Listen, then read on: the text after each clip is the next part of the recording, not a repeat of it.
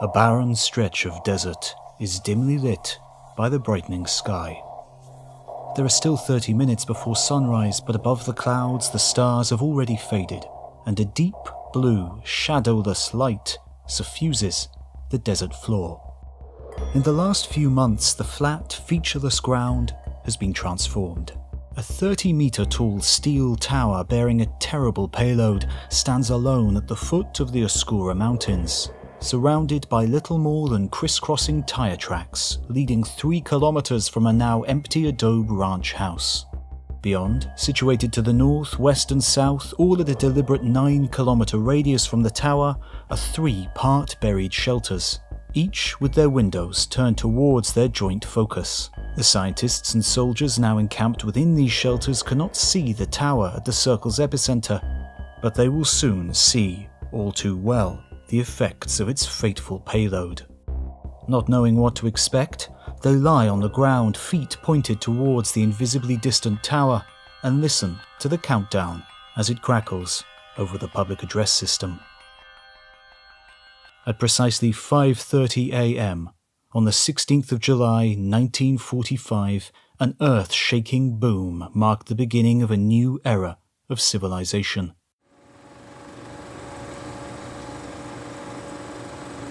And the birth of a new branch of physics. The so-called gadget bomb, which had been hoisted to the top of the firing tower, imploded, beginning a devastating nuclear chain reaction within its plutonium core. The nuclear bomb exploded with a force equivalent to 21,000 tons of TNT. Within a fraction of a second, the steel tower was vaporized and the desert floor melted to a green glass. Dim dawn turned to bright day in an instant, as the blast ballooned and then mushroomed into the now iconic symbol of the nuclear age. This was the Trinity test, the first ever full-scale detonation of a nuclear bomb which would come to shape the course of history and the field of science. The 1930s had seen monumental advances in atomic science and radiation research, and the spectacular discovery of nuclear fission in 1938 was overshadowed by the outbreak of war just a year later. But physicists were quick to realize the devastating potential of their new discovery. Albert Einstein co-signed a letter to then-President Roosevelt with a warning. It is conceivable that extremely powerful bombs of a new type may thus be constructed. So, the US developed their own bomb before any other nation could. The test was considered a great success, and just 21 days later, the United States dropped a similar atomic bomb, the so-called Fat Man, on the city of Nagasaki, Japan. If it had not been for the deadly pressures of war, nuclear science may have followed a very different and likely slower path. The exploration of the atom, one of the tiniest particles of matter, had until then been little more than a curiosity, the domain of at first philosophers and then gentlemen scholars. Small improvements in experimental methods and equipment brought small breakthroughs, until the fateful revelation that atoms and their nuclei were indeed not the end of the Russian doll. A discovery that led directly to New Mexico and then Japan.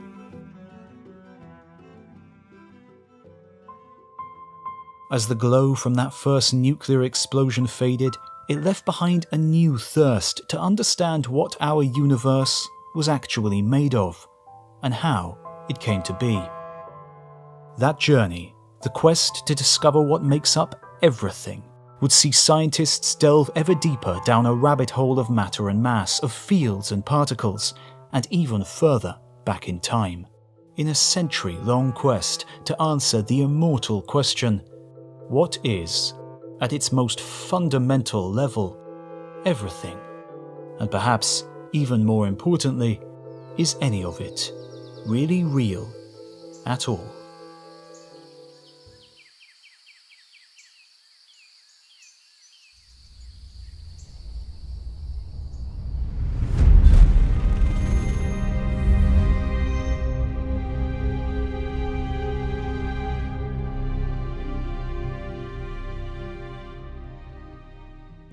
This video is sponsored by Magellan TV, the documentary streaming service. Question: how long does it take for a black hole to die?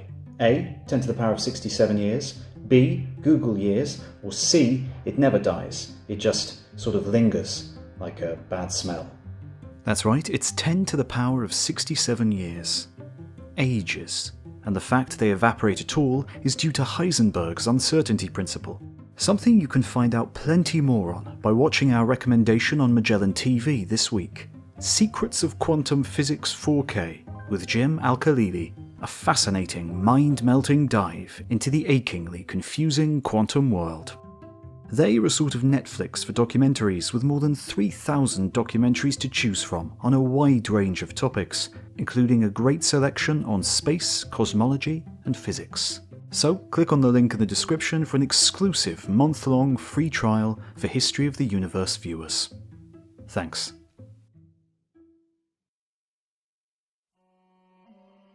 It was ancient Indian philosophers of the 8th century BC who first asserted that nothing we experience is in fact real. Such an extreme reductionist philosophy is simple enough to follow. A cart can be broken down to its component parts: wheels, axles, yoke. Those components can too be broken down. A wheel becomes a hub, rim, and spokes. Each succession of smaller parts can be broken down further by hand and with specialist tools, until nothing remains but a collection of minuscule specks, each indistinguishable from the next.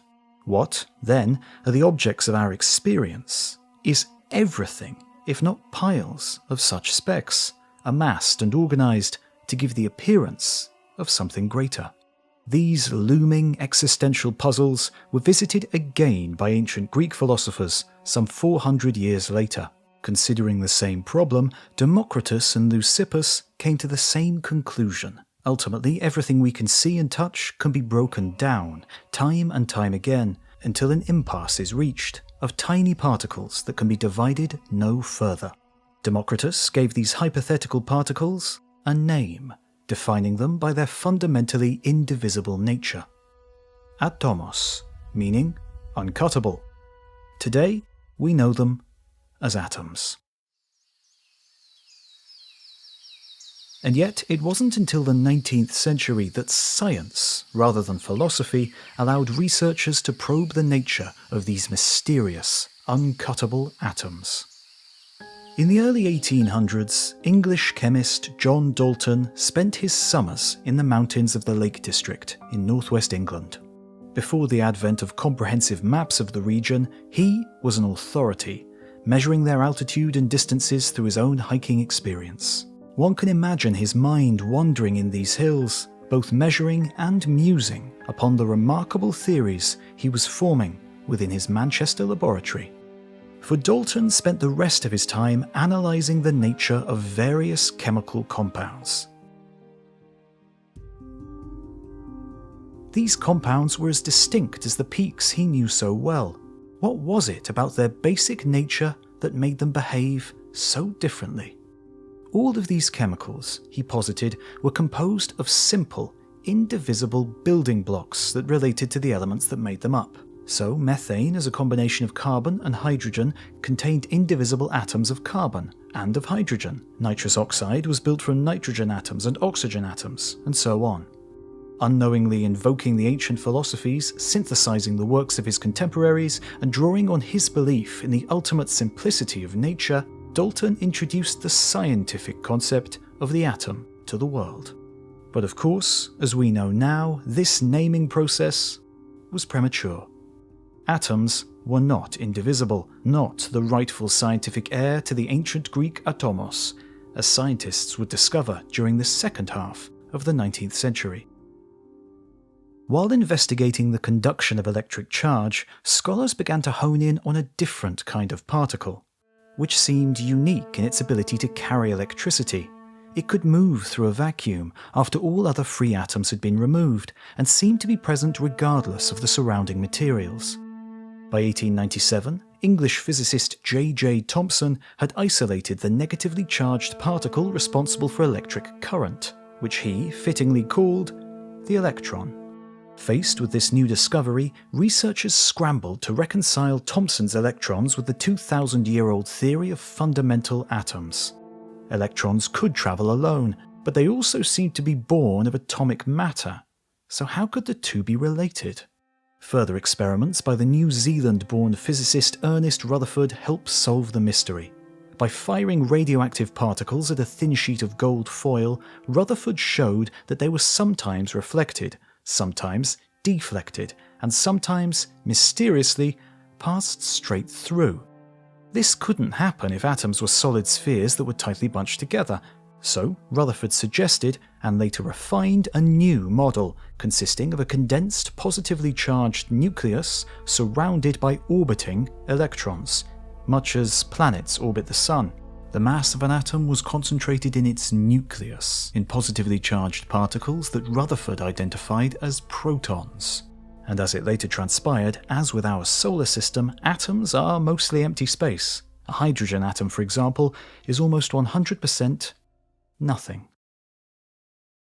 With the distinction between protons and electrons, the concept of the unsplittable atom had been comprehensively split. And it was split even further in the 1930s by the discovery of yet another particle that resides inside an atom's nucleus.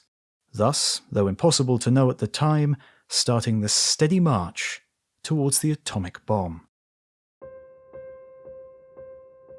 James Chadwick had spent his early academic years working with Ernest Rutherford in Manchester. When World War I broke out, he was trapped behind enemy lines and spent much of the conflict in a prison camp, where he nevertheless managed to set up a small lab and a science club with his fellow prisoners. He returned to England to finish his PhD in 1921 and pursued the thorny problem of helium's extra mass. It was well known that atoms of helium had an atomic number of 2, meaning it had 2 protons and 2 corresponding electrons. But helium's mass was actually twice what you'd expect from the mass of those 2 protons. There must be something else, heavy but uncharged, lurking in the nucleus to contribute to that mass. Through a series of inspired deductions and experiments involving radioactive beryllium and paraffin wax, Chadwick achieved what his colleagues and mentors could not. He found conclusive evidence for this mysterious neutral particle, the neutron, earning himself the 1935 Nobel Prize in the process. And so the neutron was soon seized upon as a tool for further exploration of atomic composition. Scientists began bombarding existing elements with neutrons in an attempt to increase their mass and alter the composition of their nuclei. But in 1938, Austrian physicist Lise Meitner realized that neutron impacts had the potential to do something unexpected. Instead of adding to the mass of an atom, a neutron could instead trigger that atom to split, sharing its protons and electrons between 2 distinct new atoms and releasing a huge amount of energy in the process. Meitner's colleagues, Otto Hahn and Fritz Strassmann, succeeded where generations of alchemists had failed, using a mere neutron to transmute uranium atoms into krypton and barium. Inspired by the biological process of cell splitting, Meitner and her colleagues named this process fission, and it would become the physical basis for some of the most destructive weapons ever created. Despite her pivotal role in the discovery and her contribution to its name, Meitner was keen to distance herself from the devastating potential of nuclear fission chain reactions. Perhaps because of this, or perhaps because of the sexism and anti-Semitism she faced throughout her career, Lise Meitner long went uncredited for her work, and it was Otto Hahn alone who received the Nobel Prize for the discovery of nuclear fission in 1944.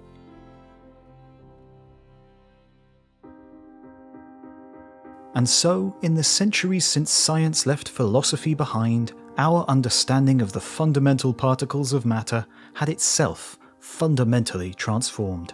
The unimaginably tiny, apparently unsplittable atomos could in fact be split. Baryons are the particles of atomic nuclei, the protons are neutrons. Electrons are another breed of particle known as a lepton, which inhabit a different sphere and behave in their own unique way. Understanding the interaction of these two types of matter helps to explain almost everything we experience, and underpins all of modern chemistry and biology. But of course, this was not the end. There were still many mysteries in the cosmos that could not be explained by mere interactions of baryons and leptons. Was there more out there? Were protons, neutrons, and electrons the true fundamental particles? Or would this step turn out to be another rung on the ladder, just as it was before? The real-world explosion that began the atomic age in 1945 left scientists the tools and the motivation to dive further into the world of particle physics, to probe deeper than ever before, and find out.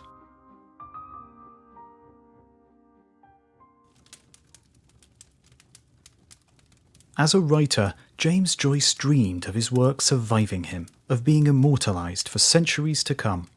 But even he could have scarcely imagined the impact his words would have beyond the arts, in a scientific discipline that didn't even exist when he first imagined them. His final novel, Finnegan's Wake, was written in such a way as to be almost impenetrable, but nevertheless gained a cult following. And in 1964, one of those followers, we can assume, was American physicist Murray Gell-Mann. Gell-Mann was among many riding the wave of particle physics research that had swelled throughout the mid-20th century. New technologies had revealed a multitude of other exotic particles, in addition to everyday protons, neutrons, and electrons. Inhabitants of this new particle zoo included other particles with mass, like pions and kaons. These weighty particles are known collectively as hadrons. So, Gell-Mann and colleagues worldwide now faced the same conundrum that had faced Rutherford and Thomson half a century earlier. But now, instead of searching for the factor that distinguished fundamental atoms of different elements, scientists needed an explanation for why apparently fundamental hadrons were all similar but distinct. And Murray Gell-Mann was not alone in trying to solve the problem. While he puzzled away at the California Institute of Technology, Russian-born American physicist George Zweig also approached the issue at CERN in Switzerland. Neither knew of the other's work, and yet they both ultimately reached the same conclusion. Hadrons must not be the bottom of the rabbit hole. There must be something smaller, some subhadronic particle making them up. Zweig supposed there to be 4 component particles, and called them aces, referring to aces from each suit in a pack of cards. But Gell-Mann's analysis suggested the heavy hadrons were made up of only 3 subhadronic particles. The physicist was in the habit of giving nonsensical names to hypothetical particles, and when talking about his ideas, referred to these subhadronic fragments as quarks, rhyming with pork. But he never considered how such a word might be spelt. It was only later, while perusing Joyce's Finnegan's Wake as a break from the trials of particle physics, that he happened upon the line, 3 quarks for muster mark. The new particle would be spelt Quark, and it was quarks, or quarks, that sparked the public's imagination. The name stuck. Of course, all this literary wrangling was moot until the existence of the quarks could be proven unequivocally. Experience had shown that if you wanted to split an atom into its subatomic particles, then the best way was to smash atoms together and analyse the wreckage. So it followed that to explore the fragments that made up these smaller subatomic particles, the same experimental approach would work, only this time it would take much, much more energy. In 1968, the Stanford Linear Accelerator Center was just 2 years old, but was already leading the charge in high-energy particle physics. At 3.2 kilometers long, it was the longest straight-line accelerator in the world, buried 9 meters below the flat, gently rolling landscape of the southern San Francisco Bay. Here, electrons would be accelerated to mind-boggling speeds, imbued with energy up to 50 gigaelectron volts before being smashed into unwitting protons or neutrons. And from the chaotic products of this head-on collision, physicists were able to finally show what Murray Gell-Mann and George Zweig had hypothesized 4 years earlier, that these hadrons were no more indivisible than atoms had been. A proton could be shattered into much smaller point-like particles. Quarks, quarks or aces, whatever they were called, they were real. The next 30 years of high-energy particle physics saw quarks probed from every possible angle. Experiments and theory combined to determine how many types of quark there were, how they differed from one another, and how they interacted to create larger particles. Now, physicists have identified 6 different types of quark, known as flavors, which are named, somewhat curiously, up, down, strange, charm, top, and bottom. Each of the 6 possess a specific mix of characteristics, including electric charge, mass, spin, and a property known as color, which is entirely unrelated to real color. Instead, quark color helps to understand how hadrons behave in relation to the strong nuclear force that holds atoms together. By combining together in triplets or sometimes groups of 5, different flavors and colors of quark can produce a family of particles, known as baryons, which include positively charged protons and uncharged neutrons that combine to form atomic nuclei, but also the short-lived lambda, sigma, and xi particles, with properties all of their own. And they can also pair up to create another breed of composite particle, known as a meson. More than half a century has now passed since high-energy physics smashed open the assumption that hadrons were fundamental particles that couldn't be broken down any further. Scientists have since discovered 6 different flavors of quark and worked out all the possible ways they can be assembled to make all kinds of composite particles, however briefly. But for all the energies we can generate in particle accelerators, there is no experimental hint that there is anything more. It seems we have finally reached the bottom of the particle rabbit hole. As far as particles with mass are concerned, quarks are as unsplittable as they get. High-energy collisions have also proved that the other breed of particles, leptons, are similarly indivisible, but they too exist in greater variety than first suspected, and include not only the well-known negatively charged electron, but also the more massive muon and tau lepton, as well as uncharged neutrino versions of each. So, there are 12 elementary particles that appear to make up everything. 6 quarks and 6 leptons. Their behavior is governed by their fundamental and unalterable properties of mass, charge, spin, and so-called color. But the particle zoo is not quite complete. The 12 quarks and leptons may be the particles that lie at the heart of every physical object in the cosmos, but they alone cannot explain the processes in our dynamic universe. Why do stars ignite? What makes them shine? And why do they even have mass in the first place?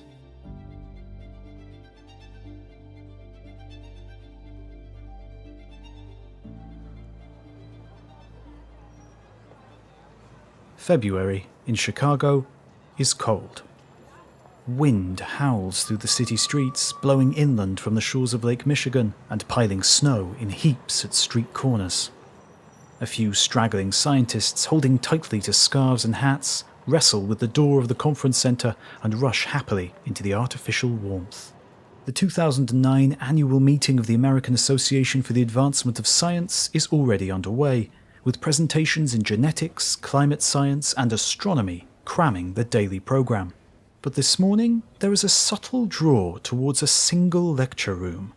Scientists gravitate from across the center, eager for an update on the hottest race in particle physics, the search for the so-called God particle, the Higgs boson, thought to be responsible for giving many particles mass.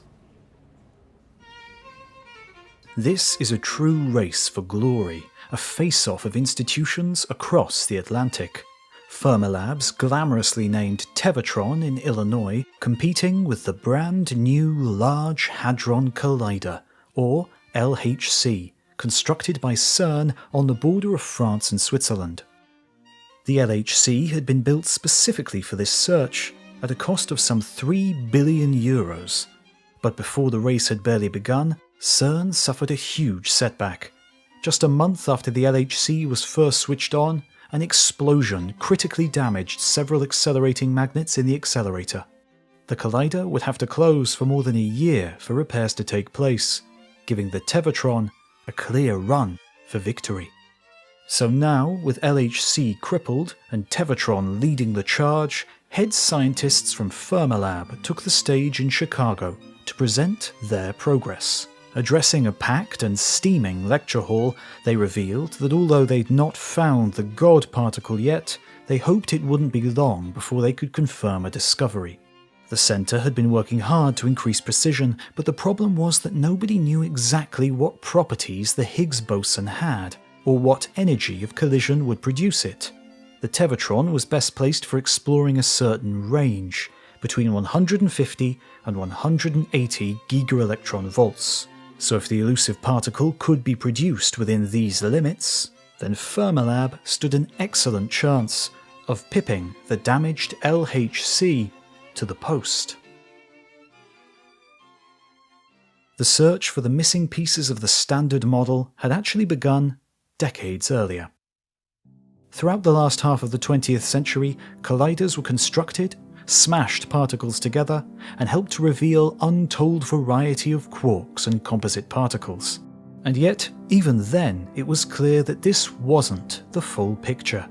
These particles may have been the stuff of matter, but they spoke nothing of action.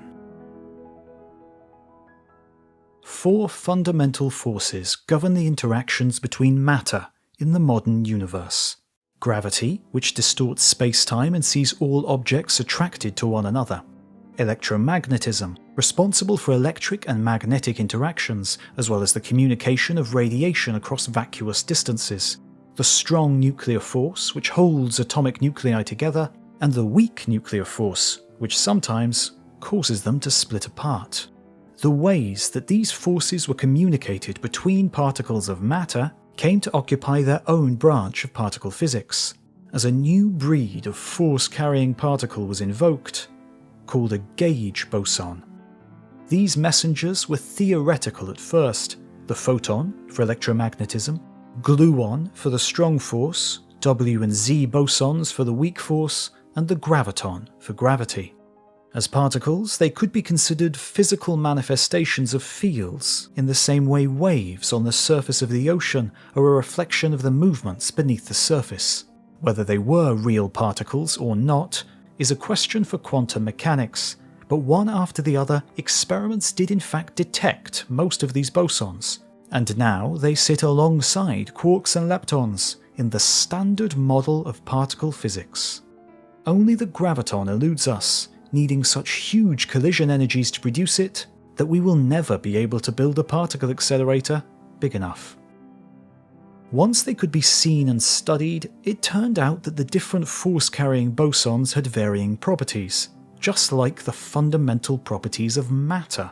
They had different masses and interacted with quarks and leptons in different ways. For example, somewhat surprisingly, the W and Z bosons of the weak force seemed to have huge masses, whereas photons had no mass at all. And this question of mass was rapidly becoming a major problem for the hallowed Standard Model of physics. Lepton mass is minuscule, while all the quarks have more but differing amounts. A top quark has around 75,000 times the mass of an up quark. And yet, there is nothing in the mathematics of particle physics that says that these particles should have any mass at all. Despite the fact maths can predict with remarkable accuracy the earliest moments of the cosmos, there is one glaring error. Everything comes out without mass. And mass, of course, is critically important for the subsequent evolution of the cosmos. Without mass, electrons would be unable to bind protons to make hydrogen atoms. Without that hydrogen, there could be no stars, no galaxies, no light in the universe, and no life. The earliest theories for the generation of mass in the universe had been proposed in 1964, around the same time that quarks and aces were first being mooted. Peter Higgs, an English theoretical physicist, along with two other Belgian scholars, Robert Brout and François Englert, arrived at a similar conclusion. They suggested that all particles came into existence near the beginning of the universe, initially with no mass. Soon after, a force field came to permeate the entire universe, and when some particles interacted with it, they somehow gained mass. This force field is known today as the Higgs field, and the only way of proving its existence was to try and find its physical manifestation, the Higgs boson. Physicists knew the Higgs would be hard to find, and Nobel Prize-winning physicist Leon Lederman referred to it as the goddamn particle for that very reason. But it wasn't long before the epitaph found a more media-friendly name. The God particle was born. Of course, calling something a God particle doesn't help to dispel the mystery around an already complicated physical theory. So, in order to bring the reality of the Higgs boson into popular consciousness, the United Kingdom's science minister ran a competition in 1993 for the best analogy to explain the concept. The winner, one David Miller, a physicist at University College London, described it as follows. Imagine a room full of scientists chatting among themselves. A famous professor enters the room and the scientists surround them. The professor interacts strongly with their admiring fans, answering questions and signing autographs. So, the professor's progress is slowed. It is as if they have acquired mass because of the field of fans that surrounds them. Each admirer could be considered a single Higgs boson.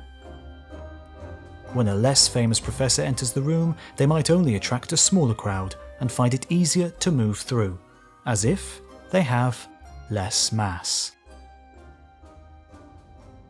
While imagining the effects of the Higgs field and Higgs bosons may require some mental gymnastics, actually finding the elusive particle was an even greater challenge. The Higgs boson can be produced from very high-energy hadron collisions, but instantly decays into electrons or photons.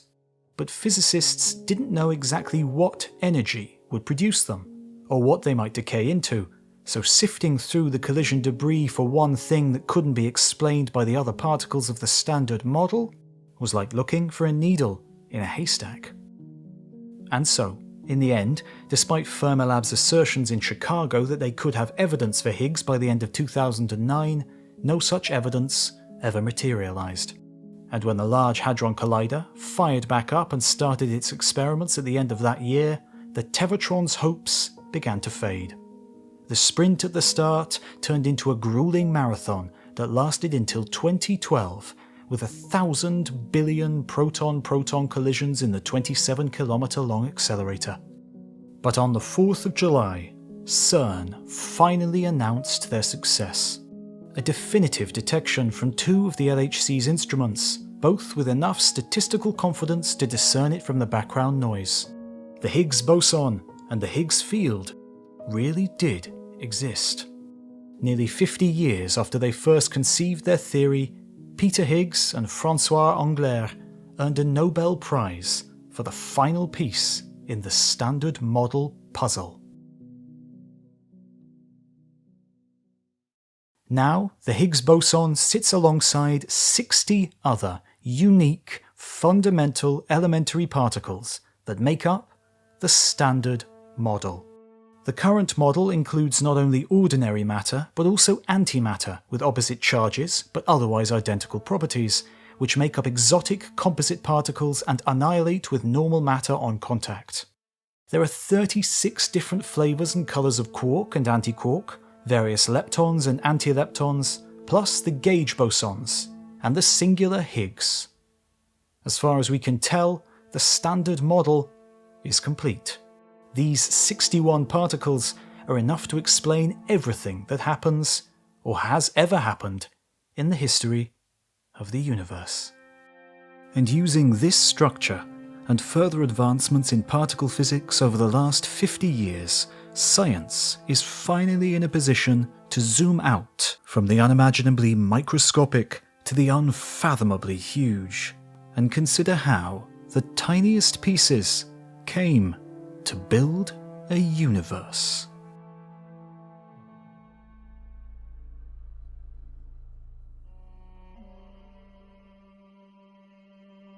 When physicists try to calculate the number of fundamental particles in the observable universe using known ratios, measured distances, and established masses, the number they arrive at is almost unimaginably huge.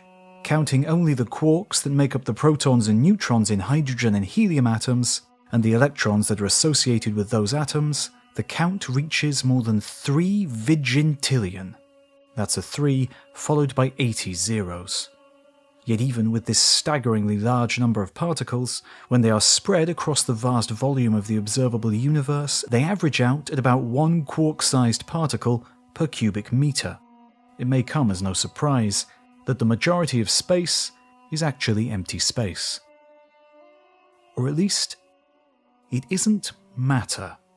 For all its experimental completeness, the Standard Model falls a long way short of explaining the makeup of the universe as a whole. Because, in reality, only 5% of the stuff in the universe is what we would consider normal matter, the stuff that makes up stars, planets, and human beings. The rest is shrouded in mystery. Dark matter, thought to be responsible for structuring the universe on the largest scales and holding spinning galaxies together, makes up some 25%. It is more than 5 times more abundant than the particles of the Standard Model, even though we still don't know exactly what it is. And finally, the remaining 70% of the cosmos appears to be dark energy, the mysterious force that seems to be linked to the modern universe's accelerating expansion. If we know little about dark matter, we know even less about dark energy, despite its overwhelming predominance. These vast mysteries may still elude us, but for the matter that we can touch, see, and experience, we can reconstruct a history that stretches back to the first fraction of a second after the Big Bang. 1 trillionth of a second after the beginning of the universe as we know it, the strong, weak, and electromagnetic forces were united into a singular great force, and particles, if they were present at all, would be very different to how we understand them today. There would be no gluons, photons, or W and Z bosons, only perhaps a single type of boson, which would become the progenitor of all other particles to come. As the cosmic temperature drops and exponential inflation takes place, the fundamental forces and their boson messengers begin to emerge. But they are still not as we might expect. They are massless, and with temperatures and energies still too high for particle interactions, their distinctive behaviors are not yet realized. It takes a relative eon for things to change. Around 1 trillionth of a second after the Big Bang, when the nascent cosmos has cooled to a mere quadrillion degrees, the Higgs field finally emerges throughout the volume of space. Bosons, quarks, and leptons interacting with the field acquire mass, and some of the expected particle interactions begin to take place. It is still too hot, however, and the particles still have too much energy for quarks to bind together into anything greater, and so exist as a turbulent and well-mixed quark-gluon plasma. The ultimate cosmic soup now has all the ingredients for the universe as we know it, but it will take the next 370,000 years for it to congeal into something we might recognize. The young universe must climb, step by step, back out of the hole that particle physics has excavated. Quarks must assemble into composite hadrons, protons and neutrons must come together to form atomic nuclei, and electrons must bind to those nuclei to form the first uncharged atoms. Atoms combine together into molecules and finally assemble the physical objects of the universe. Everything we see and experience today is just an unimaginably complex Russian doll of ever smaller particles, nestled inside particles. Except it isn't. There is one final layer of reality to peel away. For it is by no means certain that particles even exist at all.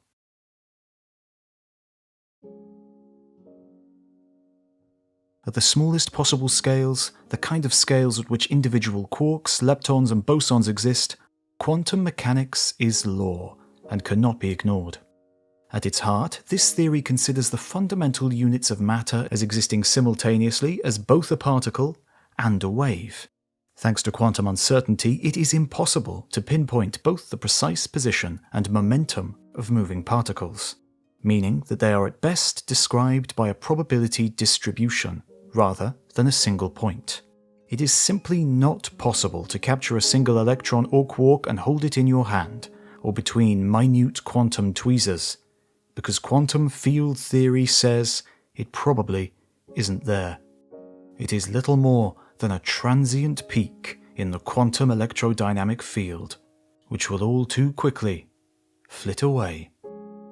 From this perspective, the very concept of particles that fill the cosmos is a simplified quantization of expansive, ever-varying fields that are woven through the fabric of space and time. Not just the Higgs field or the electromagnetic field, but also many others, all overlaid and interacting with one another. There are thought to be 24 separate quantum fields that permeate the universe. 12 for the various fundamental forces, including mass, 9 for the quarks, and 3 for the leptons. Like ripples from raindrops in a pond, the peaks and troughs of these independent fields interact and interfere with one another, creating semi-stable patterns and larger peaks whose effects propagate further than the tiny ripples that made them. These interference patterns come to define the larger composite particles, the protons, atoms, and molecules of our experience. And so, that is the bizarre truth that lurks at the bottom of the rabbit hole. With the universe composed only of interacting fields at its most fundamental level, the tangible matter that we cling to so fervently may in fact be little more than a vigintillion passing ripples of quantum energy. When Indian philosophers nearly 3,000 years ago imagined that nothing is real, they couldn't have known how right they were.